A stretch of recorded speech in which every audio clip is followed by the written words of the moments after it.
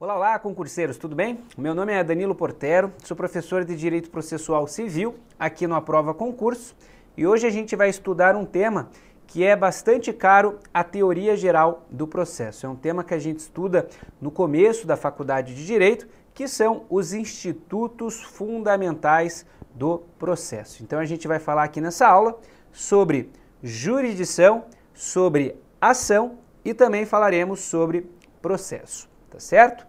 Então vamos lá, começando aqui pelo conceito de jurisdição.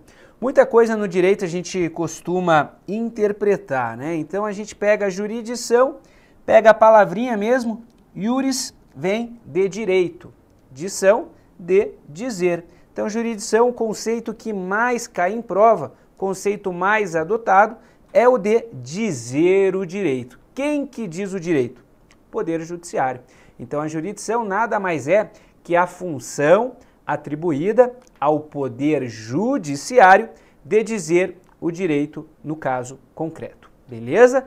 Esse é o conceito que você precisa saber, esse é o conceito que cai em prova. Mas não precisamos ficar só aí, tá? Então jurisdição, esse conceito particularista, conceito de dizer o direito ao caso concreto, é o conceito que mais cai em prova, mas pode ser que venha aí ser cobrado um outro conceito de jurisdição, e aí esse conceito é um conceito mais publicista, não interessa somente as partes, né? Por quê? Porque a gente tem a ideia de dizer o direito ao caso concreto, que interessa somente as partes.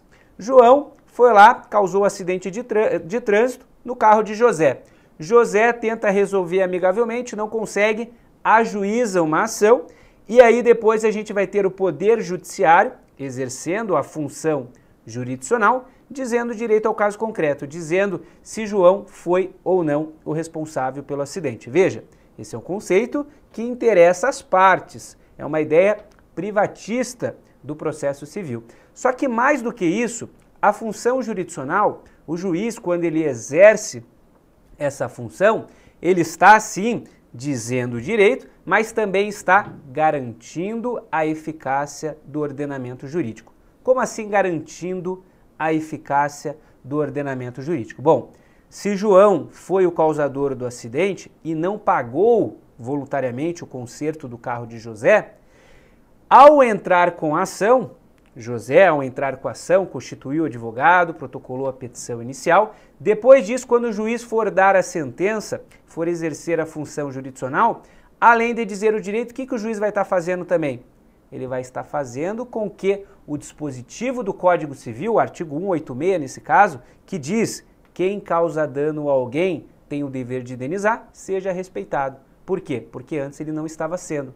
José precisou entrar com a ação e o juiz precisou exercer a função jurisdicional, tá certo? Então, jurisdição, conceito, você vai interpretá-lo simplesmente pela palavrinha jurisdição, iuris, direito, dição, dizer, é o dever atribuído ao Poder Judiciário de dizer o direito ao caso concreto. Mas mais do que dizer o direito ao caso concreto, também o juiz está garantindo a eficácia do ordenamento jurídico quando ele exerce a função jurisdicional. Beleza? Bom, vamos agora aqui então trabalhar com o conceito doutrinário acerca da jurisdição, acerca desse instituto fundamental do processo, que é a jurisdição. Então a gente pegou aqui um conceito de um dos principais responsáveis pela elaboração do novo Código de Processo Civil, professor baiano, professor Fred Didier Júnior.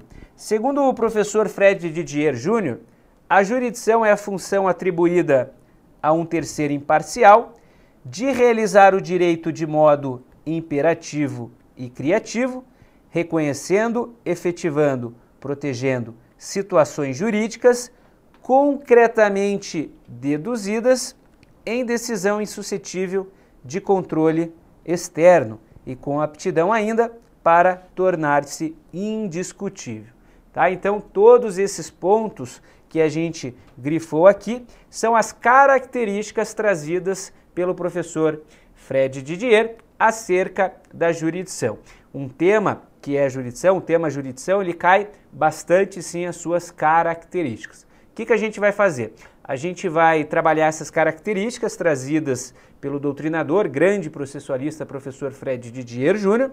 Depois disso, a gente vai acrescentar algumas outras características que são importantes aí para os concursos que cobram direito processual civil. Então veja só, primeira característica, a característica da jurisdição. A jurisdição ela vai ser então emanada uma decisão de um terceiro imparcial. E quando a gente fala da jurisdição, a gente está falando de um método de heterocomposição, tá certo? Vamos aqui por partes. Decisão por terceiro imparcial. Quem que vai ser esse terceiro imparcial? Quem que vai exercer a jurisdição? O juiz. Então é o juiz que exerce a jurisdição, tá certo? Cuidado, não confundir imparcialidade com neutralidade. O juiz ele não é neutro. Por que não? Porque a partir do momento em que ele decide o caso concreto, a partir do momento em que ele dá a sua sentença, ele já perde a sua neutralidade. Ele já está dando razão ou para o autor ou para o réu. Beleza? E temos aí também a heterocomposição, característica da jurisdição. Não confundir heterocomposição com autocomposição. Veja, heterocomposição é um terceiro que vai dizer o direito ao caso concreto. Hétero. Autocomposição é quando as partes, elas mesmas decidem aquele conflito, elas mesmas vão ali exercer essa função, tá certo? Então tomar cuidado, porque autocomposição a gente poderia citar a conciliação, a mediação, acordo, né? E não, heterocomposição não são as partes que decidem aquele conflito. As partes estão numa questão de sujeição do que o juiz vai decidir. Então é um terceiro imparcial, jurisdição, poder judiciário, e a arbitragem também a gente poderia citar como exemplo. A jurisdição ela é imperativa, aqui sem muito segredo, tá? Por que ela é imperativa? Porque a jurisdição ela vem do poder judiciário e por ser emanação de um poder estatal soberano, é imperativa, é cogente, vale para as partes. Bom, aqui cuidado, aqui a gente fala então da jurisdição como criativa. Isso aqui seria a natureza jurídica da jurisdição. Cuidado por quê? Porque há autores que falam que a jurisdição é criativa, há outros autores que falam que a jurisdição é declaratória. Qual que é a diferença? Criativa é quando o juiz exerce a jurisdição e diz o direito ao caso concreto, criando o direito a partir das fontes do ordenamento jurídico. Declaratória não, declaratória seria o juiz o mero reprodutor, o mero boca da lei, como diziam lá os franceses pós-Revolução Francesa. Tá? Cuidado por quê? Porque com o advento do novo Código de Processo Civil, a Lei 13.105 de 2015, vem se sustentado majoritariamente que a jurisdição ela tem essa função criativa, que pode aparecer na sua prova também como constitutiva. O juiz, ele vai, busca as fontes do ordenamento jurídico e ele cria o direito a partir do caso concreto. Ele não é um mero boca da lei, ele não é um mero reprodutor da lei. Beleza? Então temos essa questãozinha aí.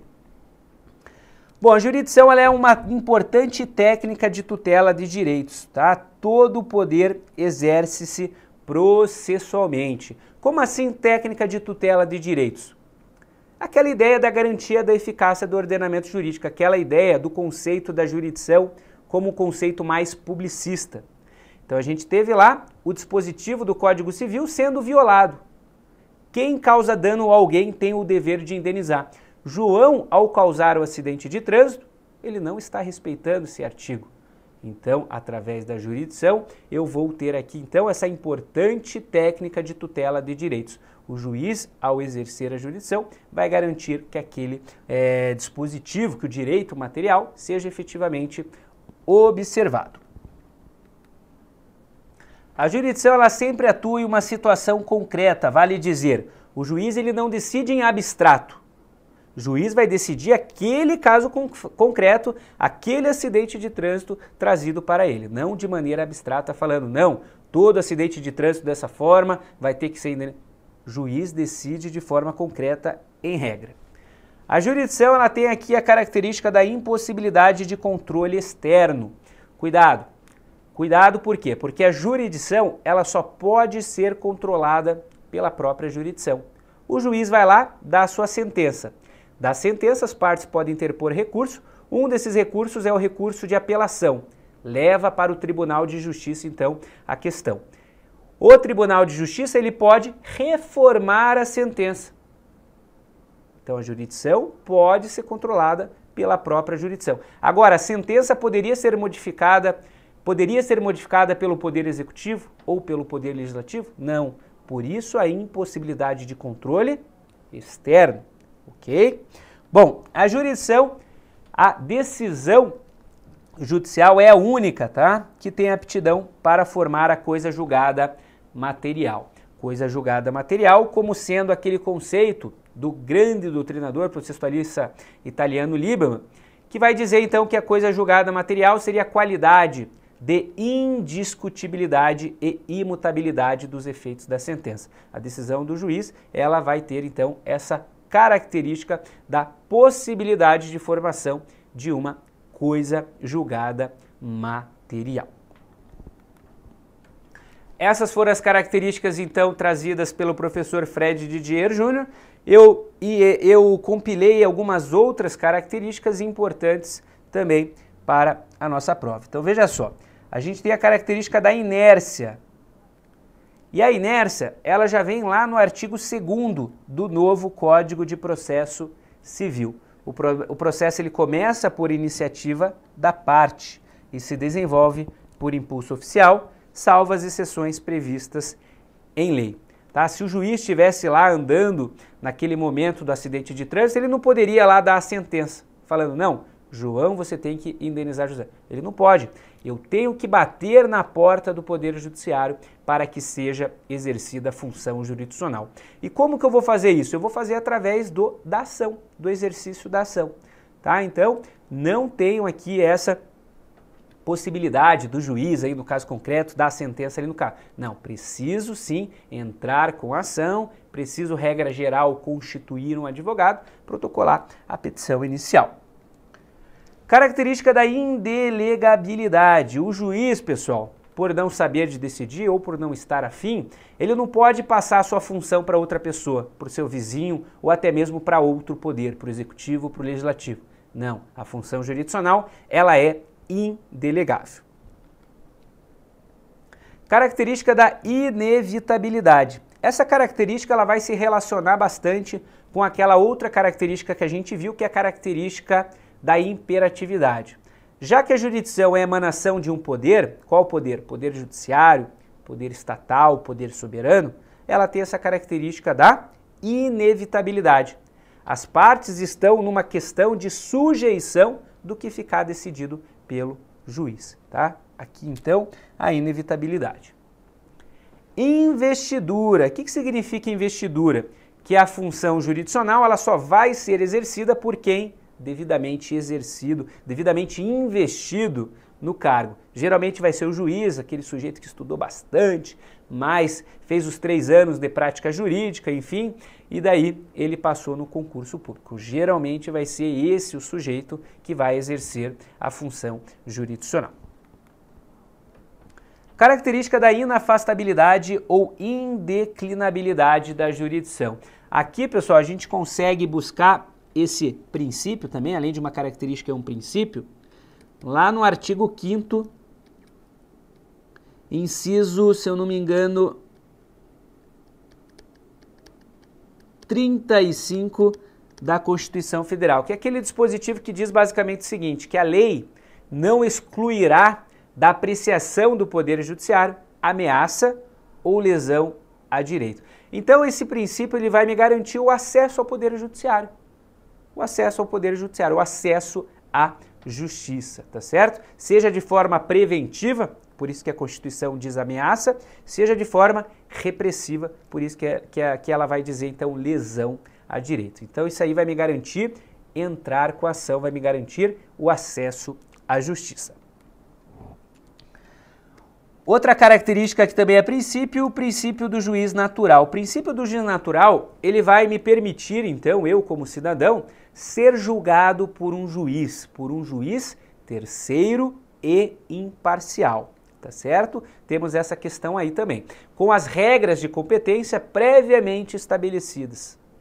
E também esse princípio do juiz natural vai me proibir de criar, por exemplo, criar o poder público, criar os chamados tribunais de exceção. Tribunais criados só para julgar aquela matéria, criados naquele momento para julgar aqueles determinados casos. Princípio da territorialidade, vamos lá. Então a gente tem lá no artigo 16 do novo CPC o seguinte: a jurisdição civil ela é exercida pelos juízes e pelos tribunais em todo o território nacional, conforme as disposições deste código. Então temos aqui, ó, Curitiba, ao nosso fundo, capital do estado do Paraná. Se o juiz, pessoal, o juiz de Curitiba, ele está lá, segunda vara civil de Curitiba. Ele vai decidir os casos cíveis que são levados para a segunda vara civil de Curitiba. Ele não vai decidir caso do Rio de Janeiro, caso de São Paulo, caso de Florianópolis. Ele vai decidir os conflitos de Curitiba, aonde ele está lotado, na segunda vara civil de Curitiba. Então a função jurisdicional tem essa questão. Passando um pouquinho as características da jurisdição, é importante a gente saber também que a jurisdição ela pode ser dividida em jurisdição contenciosa e em jurisdição voluntária. Qual que é a diferença da jurisdição contenciosa e da jurisdição voluntária? A principal diferença está na palavra lide. O que significa lide? Lide é a mesma coisa que conflito de interesses caracterizado por uma pretensão resistida. Então esse é o conceito que todo mundo fala, todo mundo reproduz, mas ninguém explica. O que é um conflito de interesses caracterizado por uma pretensão resistida? Vamos pegar o acidente de trânsito que a gente trabalhou aí desde o começo da aula. Bom, conflito de interesses, João não quer pagar José porque diz que ele não foi o causador do acidente. José fala, não, você vai me pagar porque você foi sim o causador do acidente. O que eu tenho aí? Um conflito de interesse. Basta isso? Não. Caracterizado por uma pretensão. O que seria essa pretensão? O ajuizamento da ação. José foi lá, então, constituiu o advogado e entrou com a ação. Pretensão resistida. Até falhou os nomes. João, ele vai agora também constituir advogado para se defender no processo, para resistir àquela pretensão de José. Então, segundo a doutrina clássica, na jurisdição contenciosa eu tenho lide, já na jurisdição voluntária eu não tenho lide, tá certo? Essa é a teoria clássica, essa é a que você precisa saber para a prova, porque é essa que cai em concurso público, tá certo? Bom, o que seria essa tal de jurisdição voluntária? A jurisdição voluntária ela também é conhecida como jurisdição graciosa, então pode aparecer na sua prova como jurisdição voluntária, ou o examinador pode querer confundi-lo e cobrar aí como jurisdição graciosa. Aqui o juiz ele vai funcionar como mero administrador público de interesses privados. Como assim?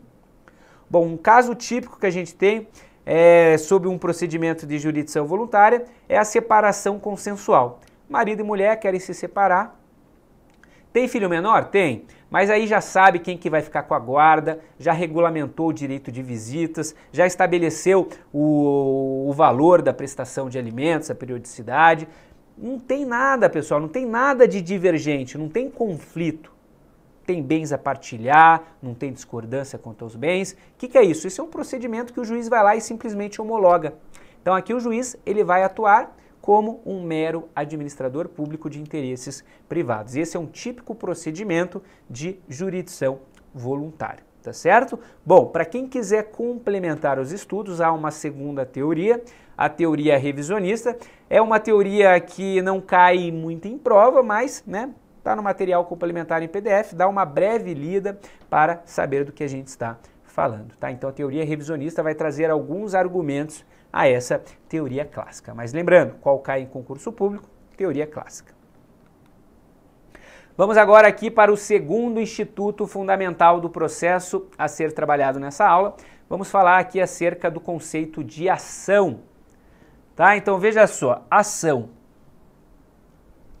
Ação é o direito público subjetivo exercido contra o Estado. Ação provoca a tutela jurisdicional. Vamos por partes. O que seria esse direito público subjetivo? Diz respeito ao sujeito, por isso subjetivo. Se João não, se José quiser entrar com a ação porque ele sofreu um acidente, ele entra com a ação. Se ele não quiser, ele não é obrigado. É uma faculdade, é uma possibilidade que ele tem. Por isso, direito público subjetivo. Além disso, a ação é exercida contra o Estado. Por quê? Porque quem que exerce a função jurisdicional? O Estado, através do Poder Judiciário. Então, é a ação que vai, então, mover a máquina do Poder Judiciário. É a ação que vai romper aquela inércia que a gente viu da tutela jurisdicional. Por isso que temos aqui esse conceito de ação, que traz justamente essa ideia de ser exercida contra o Estado. E a ação provoca a tutela jurisdicional por quê? Porque a função jurisdicional, regra geral, é inerte. Segundo o processualista Liebman, a ação é, portanto, o direito subjetivo que consiste no poder de produzir o evento a que está condicionado o efetivo exercício da função jurisdicional. A gente não pode se confundir com o conceito de ação em sentido estrito e ação em sentido amplo. Ação em sentido amplo significa acesso à justiça. Ação em sentido estrito é o que nos interessa, é o que interessa aqui para o nosso processo civil. Desse conceito de ação, ação em sentido estrito, sempre quando eu falar como ação, estou falando de ação em sentido estrito, a gente tem aí o surgimento de três principais teorias. Primeira teoria, a teoria concretista. Teoria concretista, ela vai dizer o seguinte, que o direito material é a mesma coisa que o direito processual. Como assim direito material é a mesma coisa que direito processual? Para os concretistas, para os adeptos dessa teoria, que já está abandonada faz tempo, só haveria o exercício de ação quando? Quando João ganhasse o processo. Quando José ganhasse a ação. Então, eu estou me sujeitando ao direito material, aquele artigo 186 do Código Civil. Somente se o autor da ação ganhasse o processo, somente se ele tivesse razão, é que haveria o exercício da ação. Sem isso, se o autor perdesse, não haveria o exercício de ação. Essa ação está errada por quê? Porque direito material não é a mesma coisa que direito processual. Eu vou ter o exercício da ação, mesmo se José eventualmente não ganhasse o processo. A gente já vai ver por quê. E daí a gente tem uma segunda teoria, a teoria abstratista pura. Ela começa bem por quê? Porque ela é abstratista, ela não é concretista. Então ela já consegue diferenciar direito processual de direito material. Por exemplo, direito processual, nosso Código de Processo Civil, direito material, o Código Civil, por exemplo. Só que ela é uma teoria abstratista pura. Ela é errada, equivocada, por quê? Porque ela vai dizer aqui, pessoal, que o exercício de ação surge simplesmente no protocolo da petição inicial. Ela vai confundir ação em sentido estrito com ação em sentido amplo. Então, para a teoria abstratista pura, ação em sentido estrito seria a mesma coisa que ação em sentido amplo, ou seja, acesso à justiça. Basta que eu rompa a inércia da tutela jurisdicional, basta que eu entre com a ação, que eu protocole a petição inicial, haveria o exercício de ação aqui para essa teoria abstratista pura.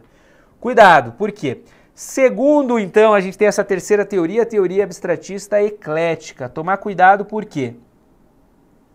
Porque essa teoria abstratista eclética era adotada pelo Código de Processo Civil de 73. Agora a gente tem o Código de 2015, o novo CPC. Então essa teoria ela foi muito sustentada pelo italiano Liebman e era a teoria adotada, segundo a grande maioria da doutrina, no Código de 73. O que diz essa teoria? Essa teoria também vai diferenciar direito processual de direito material e vai dizer que o exercício de ação surge como uma resposta ao mérito. O que é mérito para o processo civil? Vocês vão ouvir muito mérito. Mérito é pedido, pretensão. Então surge como uma resposta ao mérito. Quando o juiz julga o processo com resolução de mérito, dizendo, ó, julgo procedente o pedido formulado pelo José e condeno João ao pagamento aí da indenização por danos materiais. Ou julgo improcedente, porque eu vejo que não houve acidente. Ele está julgando o mérito, ele está apreciando a questão que as partes levaram. Então aí haveria o exercício de ação. Muito cuidado, a gente tem que trabalhar essas três teorias, tá? Mas agora, pessoal, com o surgimento do novo Código de Processo Civil, nenhuma dessas teorias, segundo a doutrina majoritária que está se formando, nenhuma dessas teorias está sendo adotada. Nem essa teoria abstratista eclética. Por quê? Porque a gente não mais fala das condições da ação nesse novo Código de Processo Civil. O que seriam as condições da ação? Então, as condições da ação, quando a gente estudava o Código de 73, a gente tinha que lembrar lá daquele conceito, daquele macete lipo. Quais eram as condições da ação? L de legitimidade, I de interesse de agir, pode possibilidade jurídica do pedido. E como que ficou aí no novo Código de Processo Civil? Veja, o novo CPC aboliu o rótulo condições da ação. Não se fala mais em condições da ação no novo CPC. Assim como não existe o termo carência de ação, que seria falta de alguma dessas condições da ação. O código nem fala mais isso. Se digitar o Ctrl F aí, condições da ação, carência da ação, você nem vai achar se você estiver acompanhando a aula com o código na internet. Bom, e aquelas três figuras da condição da ação? Legitimidade das partes, interesse de agir e possibilidade jurídica do pedido. Como que ficam? O novo CPC ele fala em interesse e legitimidade, mas não diz que são propriamente condições da ação. Quanto à possibilidade jurídica do pedido, o novo CPC nem trata mais. A possibilidade jurídica do pedido agora não é condição da ação, é um problema de mérito. Quando o juiz entende que o pedido é juridicamente impossível, o juiz está rejeitando o mérito, o juiz está rejeitando o pedido. Houve, portanto, segundo a doutrina majoritária, o abandono da teoria eclética adotada pelo Código de 73. Assim, o novo CPC adota o exame de interesse de agir e da legitimidade vinculado ao dos pressupostos processuais e a possibilidade jurídica do pedido, uma questão de mérito. Beleza? O que seria essa possibilidade jurídica do pedido, essa legitimidade e esse interesse de agir? A gente já vai ver a partir de agora. Então veja só, Código de Processo Civil, o novo CPC, no artigo 17, ele já vai dizer o seguinte, ó, para postular em juízo, para qualquer tipo de pedido formulado ao juiz, qualquer tipo de postulação, é necessário ter interesse e legitimidade. Só que cuidado que agora a gente não mais fala de condições da ação. Legitimidade e interesse são pressupostos de admissibilidade do processo. O juiz vai verificar o seguinte, ó, a parte é legítima, ela tem condição de ser ré, ou ela não tem. Se ela não tiver, o processo não é válido, é um pressuposto para que o processo seja válido ou não. Vamos lá, o que seria essa legitimidade das partes? Legitimidade é a qualidade de quem é parte. A qualidade de quem é parte autor e a qualidade de quem é parte ré. Simples assim. Legitimidade ativa, quem é o autor. Legitimidade passiva, a condição de quem é o réu. E o novo CPC diz o seguinte, vamos ver aqui o artigo 18. Ninguém poderá pleitear direito alheio em nome próprio, salvo, ou seja, exceto, quando autorizado pelo ordenamento jurídico. Então, regra geral, como que funciona? Regra geral, eu tenho a legitimação ordinária. Ordinária. Como que seria essa legitimação ordinária? Eu, em nome próprio, tutelo um direito próprio. Então, João, que foi o sofredor, que foi lá quem sofreu o acidente de trânsito, ele que vai ajuizar a ação. Essa é a regra geral. Só que eu posso, por exemplo, eu, em nome próprio, defender um direito que não é meu, um direito alheio, e daí a gente volta aqui para o caput do artigo 18, salvo quando autorizado pelo ordenamento jurídico. E aí vem então o conceito de legitimação extraordinária, tá certo? Legitimação extraordinária.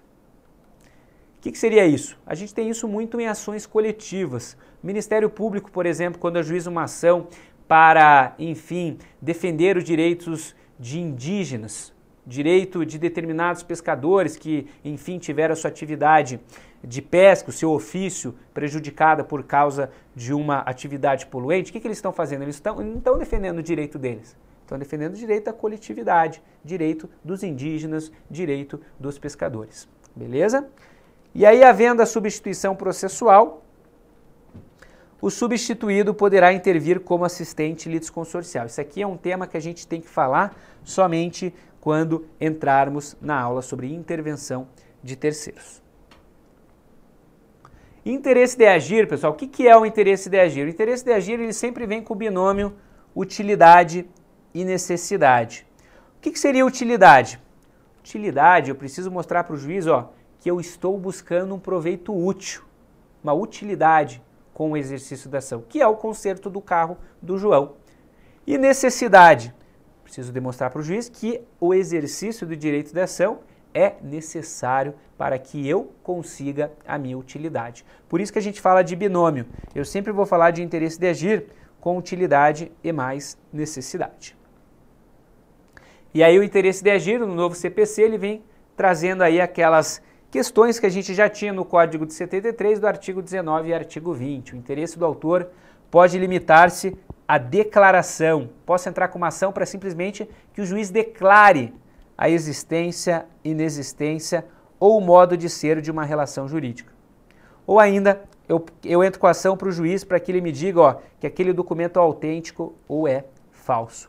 E é admissível a ação meramente declaratória, ainda que tenha ocorrido a violação do direito, né? João, por exemplo, poderia ter entrado com a ação para falar, não, só quero que você declare que foi ele o causador do acidente, não quero indenização, só quero que você declare. Então é isso basicamente que diz aqui o artigo 20. E possibilidade jurídica do pedido? Possibilidade jurídica do pedido, o código nem fala mais. Quando o juiz entende que o pedido é juridicamente impossível, ele está rejeitando o mérito, ele está rejeitando o pedido. Por isso que a gente não mais trabalha com esse conceito, condições da ação. Pedido juridicamente impossível, por exemplo, eu vou lá, entro com a ação para cobrar uma dívida decorrente de um jogo de azar ou de uma atividade ilícita. Não posso. Mesmo que o sujeito está me devendo, o juiz não vai dar a garantia, está devendo aí porque você perdeu no jogo de azar. Por quê? Porque é uma atividade ilícita. Tá? Então, por isso aqui, ele está rejeitando o mérito, está rejeitando o pedido. Bom, vamos agora aí para o terceiro instituto fundamental do processo a ser estudado nessa aula. Vamos falar aqui um pouquinho sobre o processo. O que é processo? Processo nada mais é que instrumento.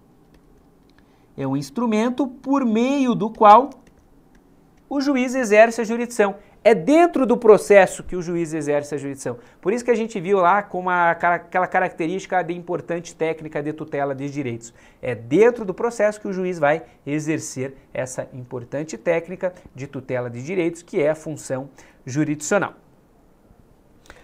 Não confundir processo com procedimento, não confundir processo com relação jurídica processual. Por quê? Porque processo é um composto, é uma soma de relação jurídica processual mais procedimento.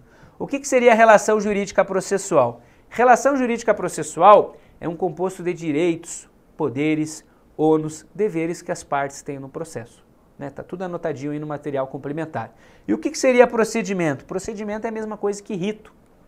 Procedimento é a mesma coisa que rito, procedimento composto de atos processuais no tempo e no espaço. Então o autor vai lá, ajuiza a ação, depois o réu ele é citado, o réu ele vai lá, apresenta a contestação, depois o autor ainda pode impugnar a contestação. Isso é rito, isso é procedimento. Então o processo, como instituto fundamental do direito processual, é um instrumento com o qual a jurisdição atua. De fato, antes que o juiz ele possa emitir o provimento pedido, é necessário o cumprimento de uma série de atos preparatórios que se sucedem de forma ordenada, com o objetivo de proporcionar ao julgador o necessário conhecimento da situação de direito material sobre a qual incidirá o direito processual, sobre a qual incidirá o provimento. Essa série de atos constitui o processo, que se concebe como a dignidade em vista de uma finalidade que dirige todo o seu desenvolvimento e cujo alcance é a sua normal conclusão. Então aqui, segundo o processualista, um dos grandes processualistas lá da USP, ex-desembargador, professor José Roberto dos Santos Bedac. Como que ficou o nosso novo Código de Processo Civil? Então a gente tem lá o processo de conhecimento, que é aquele processo que eu tenho a natureza eminentemente declaratória.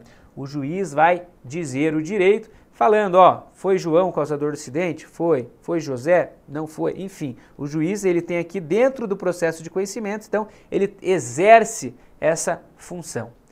Bom, então a gente tem lá o livro 1 da parte especial do novo CPC.